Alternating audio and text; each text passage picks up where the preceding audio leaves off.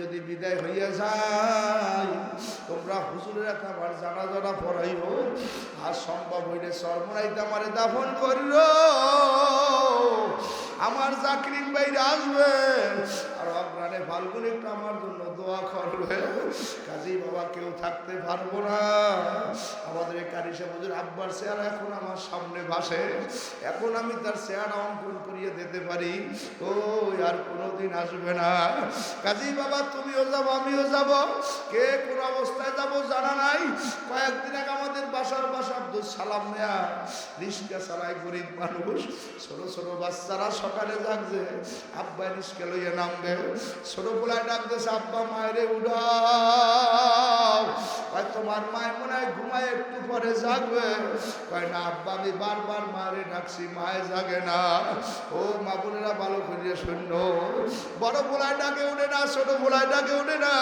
এখন আব্দুল সালাম ভাই বলে আমি যাইয়া বাতিরে জ্বালাইয়া বিবিরে ডাকি, ওঠে না। যখন মাথা ধরিয়া নাড়া দিলাম দেখি পাও পর্যন্ত লড়ে। আমার একবার ছেলে ছিল ডাক্তার জাহিদ, পরে আনার পরে পরীক্ষা নিরীক্ষা করে কয় চাষা চাষি আম্মা আর দুনিয়ায় না। রাত 2:30-3টার দিক দেশটা করিয়ে মারা গেছে। বাবা সবাই রাত্রে খানা খাইয়ে ঘুমাইছে, ভোরে সব জাগছে, আল্লাহর বান্দি আর জাগে নাই। আজকে দুপুরের সময় তার বাসার পাশাপাশি একটা দাওয়াত খাওয়ার সময় গেছি।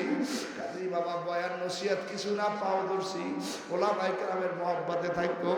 ওই কারি সাহেব হুজুর দেখো তোমার গ্রামের মানুষ আজকে সর্বনার মতো জায়গা, যেখানে লক্ষ লক্ষ আলেম, হাজার হাজার মানুষ ওই ময়দানের মধ্যে কোরআন শরীফ পড়ে।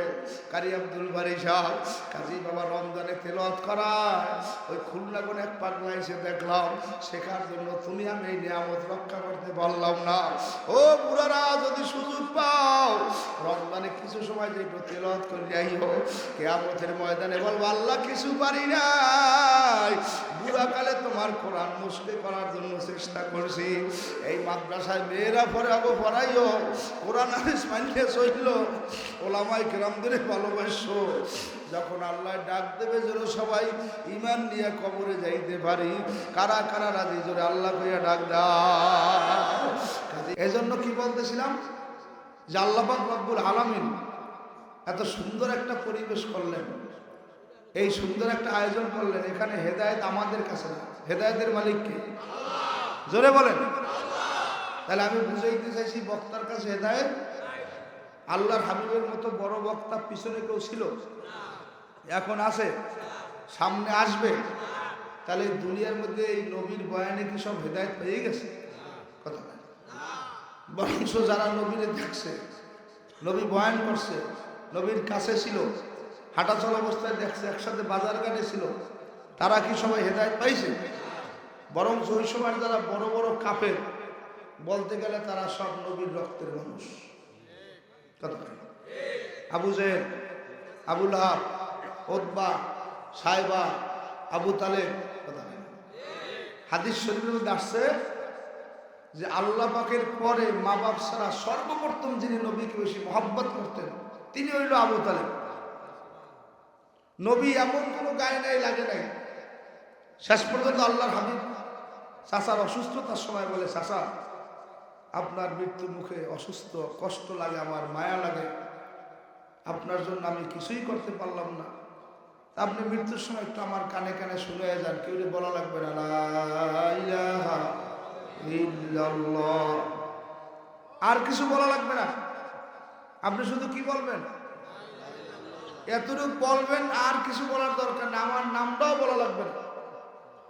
আর যদি আপনি এতটুকু না বলেন তাহলে আপনি বলেন আমি শুনি, অথবা আমি বলি আপনি শুনলে চুপ থাকেন।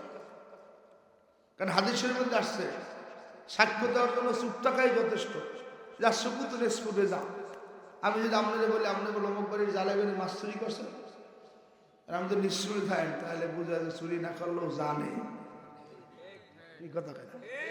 তাহলে এখন আল্লাহর হাবিব বলে, চাচা আপনি শুধু বলবো লা ইলাহা ইল্লাল্লাহ, আপনি চুপ থাকবেন, তাও আমি কিয়ামতের ময়দানে আল্লাহর কাছে বলবো, আল্লাহ আমার চাচা আপনার কলেমার উপরে সমর্থন করছে। কত সুযোগ! কিন্তু আবু তালেব কি বললো? বাড়ি তোমাকে জীবনের চাইতে বেশি মহব্বত করি। আমার এক বিন্দু শ্বাস থাকতে তোমার ক্ষতি কেউ করতে পারবে না, করতে দেব না। কিন্তু আমি মৃত্যুর সময় বাপ দাদার ধর্মে চুনকালি লাগাইতে পারবো না। এখন কি বোঝেন? অনেক মসজিদের ইমাম সাহেব আছে, ছেলে দাঁড়িয়ে কামায় গাঁজা খায়। বাবারে ধমকান কেন? নবী নূহ আলাইহিস সালাম তো নবী, তার ছেলেকে নাম তো বেঈমান। কথা কয়। অনেক ছেলে আছে হাফেজ আলেম, বড় মাওলানা, ভাই একদিন হোসেন আমুদকে বাড়ি দেয়। কি কথা কয়? রাবান কেন? হেদায়েত পায় নাই। নবী ইব্রাহিম আলাইহিস সালাম নবী, তার আব্বা হাজর কুমার, সে বেঈমান। কি কথা কয়? অনেক ঘরে স্বামী আছে বড় আল্লাহর ওলি, বউ হয়েছে কাফের। তাহলে হ্যাঁ কেনা? যেমন নবী নূহ আলাইহিস সালাম নবী, তার স্ত্রী কি ইসলাম বিদ্বেষী। নূহ আলাইহিস সালাম 950 বছর দিনের দাওয়াত দিয়েছে। কয় বছর? 950 বছর।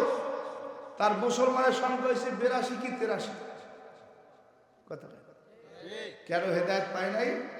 নূহ আলাইহিস সালাম দাওয়াত দিয়েই তো রাইতে সকালবেলা বউ যেই কে ও পাগলটার কথা হলো কি, ওটা একটা পাগল কয়কা শুকনার দিন একটা জাহাজ বানাইছে। নূহ আলাইহিস সালাম যেখানে জাহাজ বানাইছে সেখানে কি বন্যা আছে? মেঘ আছে? বাতাস আছে? শুকনা 34 মাস হে জাহাজ বানাইয়ে বলাই মেয়ারা রেডিও বন্যাই দিয়েছে। তাই বউ যেই কো পাগলের কথা হলো বুঝে আর মাথা খারাপ হয়ে গেছে। মানে আসলে বেড়ায় পাগলের মাথারই ভালোবাসে। কি কথা? বেড়া করতে ভালো জানে কেনা? স্ত্রী। স্ত্রী কতটুকু ভালো জানে? স্বামী। এই জন্য আল্লাহর হাবিব বলছে, যদি কোনো স্বামী মৃত্যুর পরে স্ত্রী ভালো বলে আল্লাহ পাক তারে মাফ করে। আর কোন বিবি মরার পরে যদি স্বামী ভালো বলিয়ে কান্দল লয় আল্লাহ তারে মাফ করিয়ে দেয়। জোরে কাজ সুবহান। এই জন্য ভাইরা, নবী নূহ আলাইহিস সালাম যখন মানুষকে দাওয়াত দিলেন, হঠাৎ করে ওই সময়ের মধ্যে এক বুড়ি, তিনি নবী নূহ আলাইহিস সালামকে বললে, বাবা আমি তো বুড়া মানুষ, তোমার কথাবার্তা ভালো লাগছে, হেদায়েত আমি পাইতে চাই, কিন্তু আমি তো আসলে সব সময় তোমাকে কাছে পাবো না। যখন তুমি এই বন্যা শুরু হবে জাহাজ উঠবা, যাওয়ার সময় আমাকে নিয়ে যাবে। কথা বুঝায় বোঝেন? যাওয়ার সময় আমাকে। নবী নূহ আলাইহিস সালাম তাড়াহুড়ো ব্যস্ত, সব কাফেলা নিয়ে জাহাজ উঠছে, জাহাজ সারিয়ে দিছে। ওই বুড়ির কথা আর মনে নেই। জাহাজ তো সারিয়ে দিয়েছে, বুড়ি তো বাড়িতে। কেতাবের মধ্যে আসছে দীর্ঘ 6 মাস ব্যাপী বন্যা, গজবের বন্যা, লন্ড ভন্ড সুরমার কিচ্ছু না, সব লন্ড বন্ড হয়ে গেছে। আল্লাহ নূহ আলাইহিস সালামের কাছে যাও, আবার মুলদি যাও, সর্দা খেতে যাও, কুতুবপুর যাও, যাই দাওয়াত দাও। নূহ আলাইহিস সালাম লাগবে তাই কিচ্ছু না।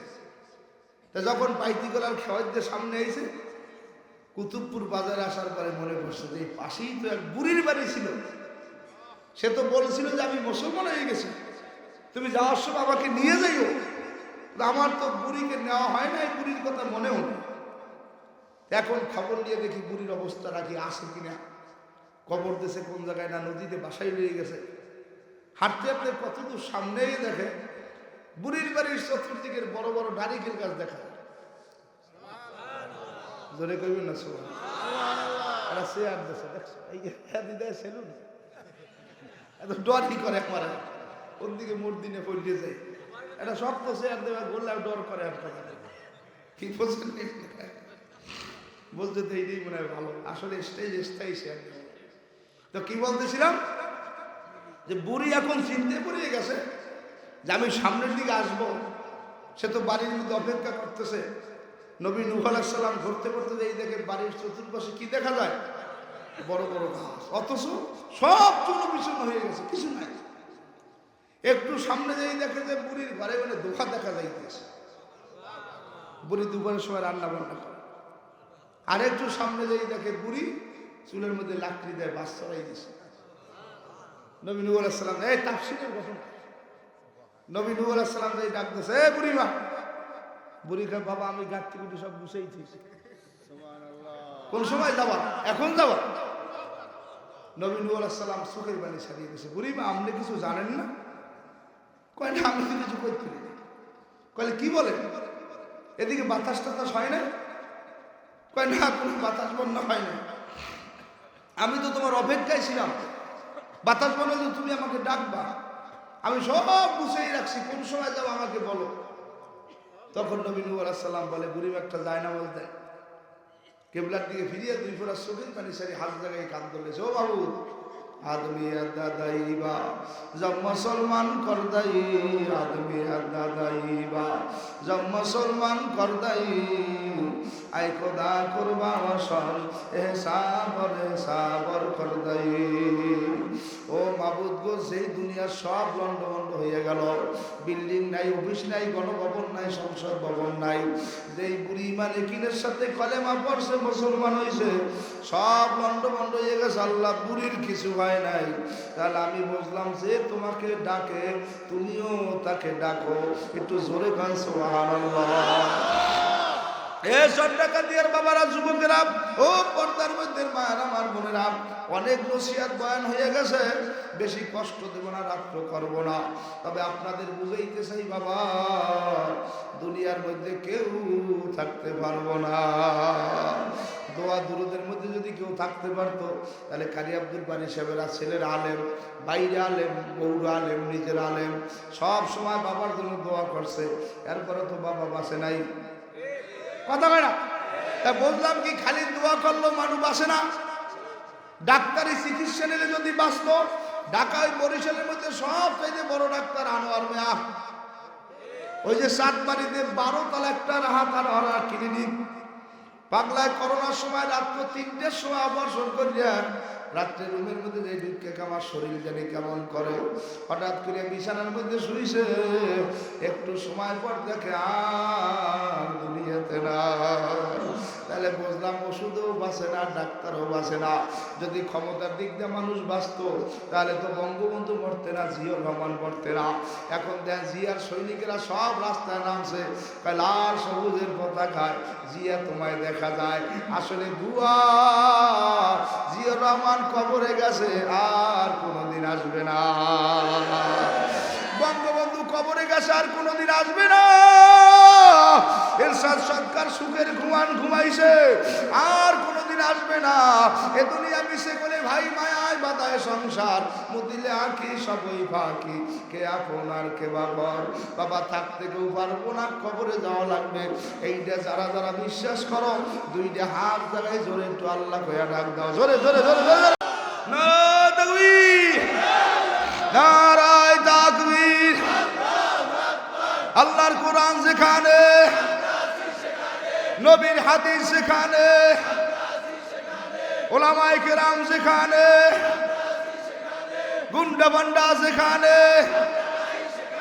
চালচোর টালচোর যেখানে, নারায়ে তাকবীর। খুশি না বেজা? আপনি কার দলে আছেন? আরে বেটা, আমি মরলে যে জানাজা পড়াইবে, গোসল করাইবে, কাপড় কাটবে, আমি তার দলে। কি কথা কয় না কাজরে কয়? আপনার সমাজের মধ্যে সবচেয়ে একনিষ্ঠ বন্ধু হইল হক্কানি ওলামায়ে কেরাম। আচ্ছা বলেন তো, আপনি মরার পর আপনার জানাজা কি কোনো নেতায় পড়ায় না হুজুরে পড়ায়? আপনি মরার পর আপনার গোসল কি কোনো নেতায় করায় না হুজুরে করায়? আপনার ছেলে মেয়ের বিয়ের খুতবা কি কোনো নেতায় দেয় না হুজুরে দেয়? আপনার নাতি ঘুমের মধ্যে শিক্ষক দিলে কোনো নেতায় সুতো করা দেয় না হুজুরে দেয়? আপনাকে জুমা শুক্রবার খুতবা কি নেতায় দেয় না হুজুরে দেয়? এবার কথা, আপনার বাড়ির মসজিদে কি ঈদের নামাজের সময় হুজুরে খুতবা দেয় না নেতায় খুতবা দেয়? আপনার কোরবানির গরু কি হুজুরে জব দেয় না নেতায় জব? হ্যাঁ, এখন থেকে আপনারে বলবে ভাই আপনি কেন দলে? আমি হুজুরের দলে। এই হুজুর আমারে মরার পর গোসল করাইবে, কাপড় কাটবে, জানাজা পড়াইবে, কবরে দেবে, ওর চাইতে ভালো আপন বন্ধু আমার আর কেউ নাই। ঠিক না বলি? এবছর আমরা চরমনাইতে গেছিলাম, প্রায় আমাদের 10 জন ভাই দুনিয়ার থেকে বিদায় হয়ে গেছে। শেষ দিন যেই ভাই জানাজা হইল নরসিংদী বাদরদি, আমি হাসপাতাল ক্যাম্পে যাওয়ার পরে ডাক্তার সাহেব বলে, হুজুর এই লোকটার বয়স 42 বছর, দাড়ি কামাই না, নতুন চরমনাই এসে নেট করছে আর দাড়ি কারাম। জুমার নামাজের পরে যে জানাজা হয়ে গেল, পাগলায় কাফেলায় জুমার নামাজ পড়ে খাইয়ে লই, কাহারে পাগলার ভাগ্যটা কত ভালো। বুঝাইয়ে গেছে চরমনাইয়ের ময়দানে লক্ষ লক্ষ মানুষ পাগলার জানাজা পড়াইছে। তাহলে আমার মৃত্যুরাও যদি এই জায়গায় হইতো, আমার জানাজারাও তো এত মানুষের পড়াইতো, সুস্থ ভালো। জুমার নামাজের সময় এইটা বললে খানা খাইয়া, আসরের নামাজ জামাতে পড়িয়া সিটে করে শুইয়া রোড়ে না, সবাই বলে কি যাবো না কেন, একটু চলো সামনে ঘোরাঘুরি করে আসি। শরীরটা দুর্বল, বেশি ভালো লাগে না। সবাই মনে করছে প্রসার বাড়ছে, ডায়াবেটিস বাড়ছে। ও সব ডাকাতিয়ার ভাইরা, কুতুবপুরের বাবারা, ও আওয়ামী লীগ, ও বিএনপি, ও জাতীয় পার্টি, কপাল ভরা। দুনিয়াতে জন্মের সময় সবাই ল্যাংটা আইছি, কবরে যাওয়ার সময় সবাই ল্যাংটা যাব। এই দুনিয়াতে আসার সময় আওয়ামী লীগও ছিল না, বিএনপিও ছিল না, জাতীয় পার্টিও ছিল না, চেয়ারম্যানও ছিল না, মেম্বারও ছিল না।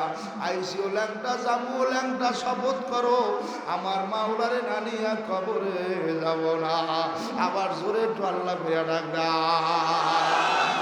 পাগলারা বলে আসরের পরে খাটে শোয়াইয়া ওই মসজিদের দিকে হাসপাতাল নিয়ে গেলাম।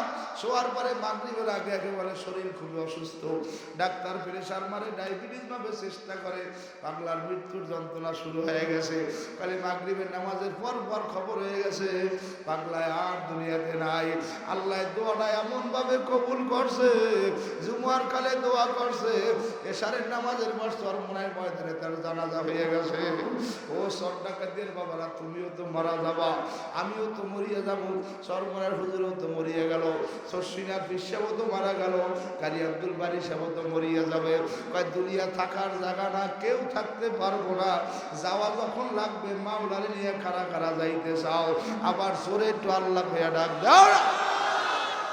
কি আল্লাহ কইলে কি মজা লাগে, কথা বলে না? পেটের খিদে মরে, পানির তৃষ্ণা মেটে। আল্লাহর নামে এক বুজুর্গ বলে আমার মাঝে মাঝে পানির তীরে লাগে, আরে কলের দ্বারে যাওয়া লাগে, কলস ভরা লাগে, জগে আনা লাগে, গেলে সে নেওয়া লাগে, ডাইলে খাওয়া লাগে। ওরে সিদ্ধাম যেই পানির তীরে লাগে, আমি বলবো জিকির করা শুরু করি।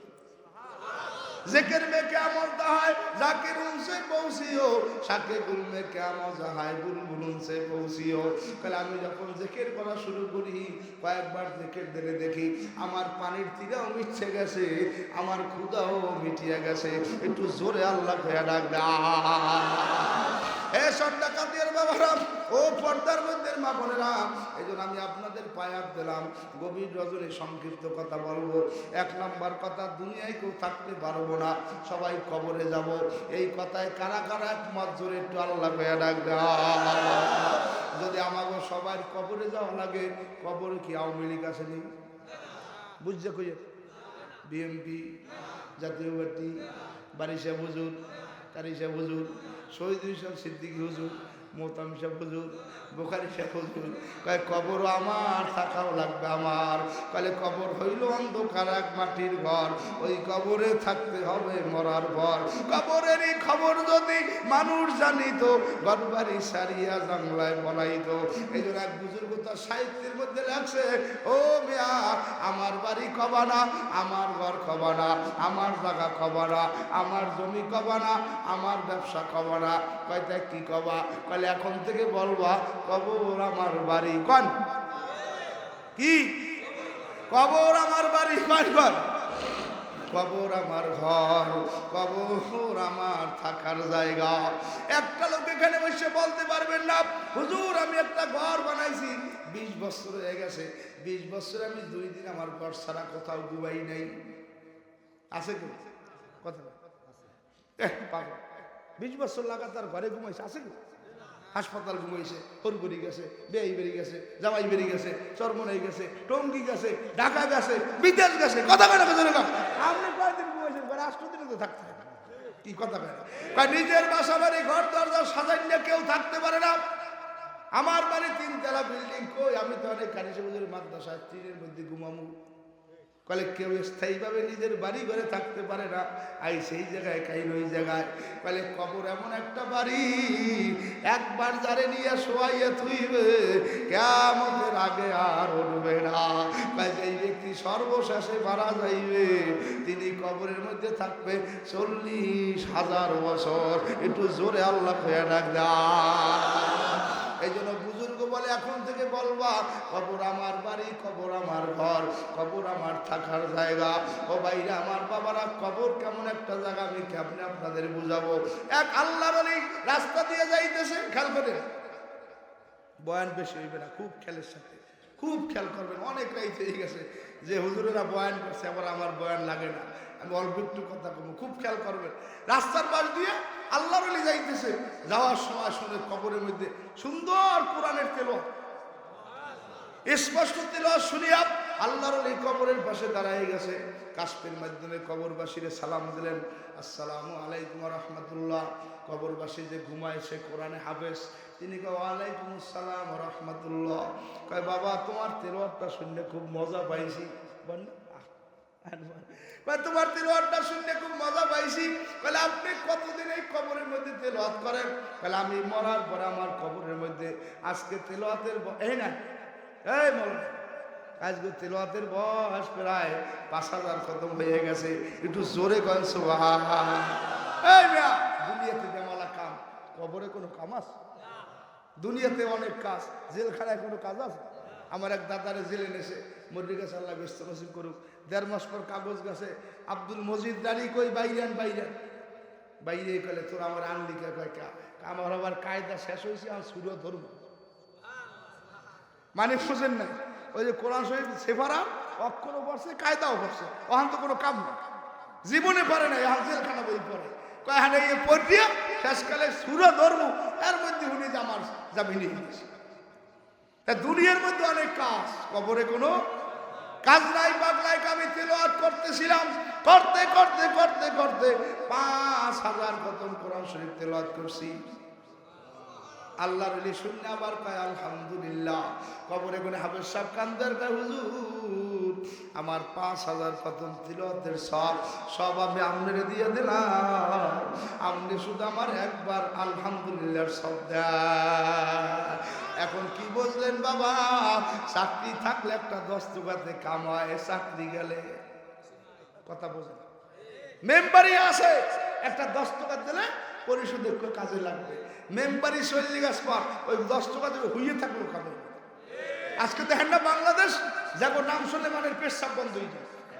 কি কথা বলে পেশাব করো, ওই লোক আইতে আছে গেলে আসুক পেশাব ফিরে দিয়ে। আজকে সারা বাংলাদেশ নিস্তব্ধ, একটা উপজেলা চেয়ারম্যান নাই, একটা মেয়র নাই, একটা জেলা পরিষদের চেয়ারম্যান নাই, একটা এমপি নাই, একটা মন্ত্রী নাই, গণভবন খালি, সংসদ ভবন খালি, গাড়িগুলো আসল, ড্রাইভারও সবাই ডায়াবেটিস। কি করে দুনিয়া চালায় কিনা জোরে কম? সারা দুনিয়ার মালিক কে?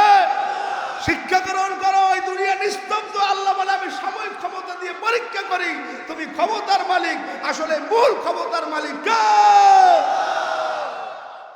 আল্লাহ নিজে তার পরিচয় দেয়, হুয়াল হাইয়ুল কাইয়ুম, আমি চিরজীবী চিরস্থায়ী, লা তাখুযু সিনাতুন ওয়ালা নাওম, আমি আল্লাহ ঘুমাই না, জিমানি দিনা তন্দ্রা দেই না। ইন্নাল্লাহ আলা কুল্লি শাইইন কাদির, আমি আল্লাহ সব বিষয়ের উপরে শক্তিমান। ইন্নাল্লাহ আলিমুম বিজাতিস সুদূর, আমি আল্লাহ বান্দার দিলের খবর জানি। আল্লাহু গনিউন হামিদ, আমি আল্লাহ প্রশংসিত সত্তা। আর রহমানির রহিম, আমি মাওলা বড় দয়ালু। মালিক ইয়াউমিদ্দিন, বিচার দিনের মালিক। যেই জালেমের গোষ্ঠী আছে না গুন্ডে ভান্ডা, এখনো কতক আছে, এক প্যাকেট গুল্লিপ সিগারেট পাইলে সালিশি ঘুরেই তুমারি তোর বিচার বাসাইয়া চাল পাই বই বেড়ায়, উনি এক প্যাকেট গুল্লিপ সিগারেট দেশবার নাম করতে দেশ না। কি রাগ হয়েছে? অস্কুল আমনগর দিকে করি না, অস্করি মিরগঞ্জ খালের উপর যেতেছ, এদিক তোর আমি থাহি না, আমাগো দিকে যাওয়া ইয়ে করি। কত বড় জালেম! এইবার আর চাউল বেল লাগে না, উনি নিয়ে আশপুরে খাওয়ায়, ওনার চাউলে এক প্যাকেট ব্যঞ্জন খাই ওনার নিয়ে গেছে শয়তানরা। এই জন্য তো আল্লাহ কি বলছে, মালিক ইয়াউমিদ্দিন, আমি আল্লাহ কোন বিচার দিনের মালিক। এই দিনের দিন না আরো দিন আছে, এই দিন বাঁধতে দেব সেই দিনের পাশে। জ্ঞানী যারা বোঝে তারা শুধু ইশারায়, অবুঝ পাবি না তানেরে বুঝাইবে কে আছে কোথায়। তরকারি যদি ভালো হয় মা গল্প বোঝালে সেজে, মানুষ যদি জ্ঞানী হয় অল্প কথায় বোঝে। বাপ ভালো তার ছেলে ভালো, মা ভালো তার জি, গাই ভালো তার বাছুর ভালো, দুধের গুণে গিয়ে ওই বনেতে বাঘ নাই ভাবিও না মনে, বড় বড় বাঘ চায় ছোট্ট ছোট্ট বনে। হইয়া ছেলে মরিয়া গেলে কে বলাইবে মা, মায়ের মনে থাকিয়া যায় চিরতরে ঘা। হইয়া ছেলে মরিয়া গেলে আর কে কইবে বাপ, বাবার মনে জেগে ওঠে চির আগুনের তাপ। আক্ষেপে জীবন মম হয়েছে বিগত, কোনো কিছু করি নাই পাগলেরই মত। পুরাইয়া গেছে আয়ু আসারও খেলায়, কিনিবারও যাহা ছিল কিনি নিজে হায়। একুল ভাঙ্গে অকুল করে এই তো নদীর খেলা, সকাল বেলার ধনী তুমি ফকির সন্ধ্যাবেলা। মরিয়াও আমর হয় যদি লোকে ঘষে, বাসিয়া কি লাভ হয় যদি লোকে দোষে। পায়ের বাদে বোঝা গেল বড় বড় কদম নাই, বুকের মাঝে বোঝা গেল হাত নাড়বার শক্তি নাই, মাথার মাঝে বোঝা গেল বড় বড় কথা নাই। মাটির নিচে বাড়ি আমার, মাটির নিচে ঘর, এ দুনিয়ায় যার আপন সবাই এখন বর। আপন আপন যারে বলি কেউ তো আমার আপন না, এক আপন দয়ার নবী আর এক আপন কে কে কে। জবান খোলো না, ডাক দাও না, জবান না খুলে, এই জবান খুলে জোরে আল্লাহ কই ডাক দাও, জোরে জোরে জোরে জোরে জোরে নারে তাকবীর। এই সুযোগ আর পাবা? গতকাল এখানে এমন সময় কেউ ছিলেন? আগামীকাল আমার যদি কালকে হুজুর 1 লক্ষ টাকা দেব, এই 1 ঘন্টা বয়ান করবেন, কামাইবে না, কাইলে আমার মোবাইল সিরে খত কি কথা কথা। এখানে যারা আছেন, কাল যদি আমার ভাই কয় তোমরা আমার বইলে যাইয়া 1 ঘন্টা বই থাকবো, 500 টাকা দেবো, দূর বেলা তোর টাকা লই দিতে হবে, কেটে যাই মশার খামর খাইবে, ওখানে আসে কেউ আসবে কি কথা। আর এখন যে বইয়ে রয়েছেন ঘন্টা সে ঘন্টা, চা নাই, পান নাই, বিস্কুট নাই, বিড়ি নাই, সিগারেট নাই, নাস্তা নাই, খাওয়া নাই, নিস্তব্ধ কোনো নালিশ অভিযোগ নাই, তাহলে বইয়ে রয়েছে কেন? আরে আমরা দুনিয়ার কারোর কথায় আই নাই, আল্লাহর মহব্বতে বসি, বসার পরে ভিতরে অন্তরে অন্তরে আলামে জিক্রিল্লাহি তাতমাইন্নুল কুলুব, আমার মাওলায় কলবে একটা শান্তি দিতে আসে, এমন ভাবে বসি কিছু খাইতে মনে চায় না, কোনো চাহিদাও নাই, ঠিক না বেঠিক ধরে মোরাইল মাঠে যে কষ্ট, 1 ফিট যদি কেউ যায়, ফিট দেখি আর যাইতে চায়। 20 ফিট দিয়ে পায়খানা করা লাগে, 30 ফিট দিয়ে নাওয়া লাগে, তাও পায়খানা করতে চাইবেন 12টায়, 9টার দিক দিয়ে মেলা করা লাগে, যাই আটতে আটতে চাপে চাপে পায়খানা গেছে শক্ত হয়ে 3 দিনে আগাই লাগে না, কথা বেনা করে এই এরপরে সিরিয়াল মিরিয়াল দাবাই দেবাই মনে মনে পাই না আর কাবো না, এবারই শেষ করছি।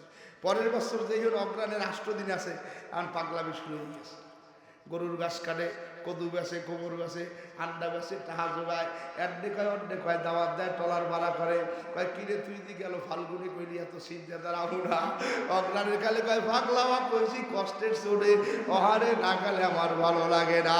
যে যারে ভালো ভাই তারে দেখলে তার কলিজাটা ঠান্ডা হইয়া যায়, যে যারে ভালোবাসে বারবার সে তার কাছে আসে, যে যারে ভালো ভাই তার কাছে গেলে সে বড় মজা পায়। আল্লাহ কাজে আমারে ভালো ভাই, পাগলায় মসজিদে ঢুকলে মনটা বড় মজা হইয়া যায়, কাজে আমারে ভালো ভাই বাংলায় যদি একবার আমার নামটা ধরিয়া ডাক দেয় বড় মজা ভাই। ও সর্দা কাতিয়ার ভাইরা, ও কুতুবপুরের বাবারা, পাইতি গলার যুবকেরা, ও মুলাদির ভাইরা, নাজিরপুরের বাবারা, পাও দর্শি জীবন যতদিন আছে আমার মাওলারে ছাড়বো না। কারা কারা রাজি একটু জোরে আল্লাহকে ডাক দাও, জোরে জোরে নারে তাকবীর। এখন আমি আপনাদের কিছু পিক্সি শুনছি, কি দিব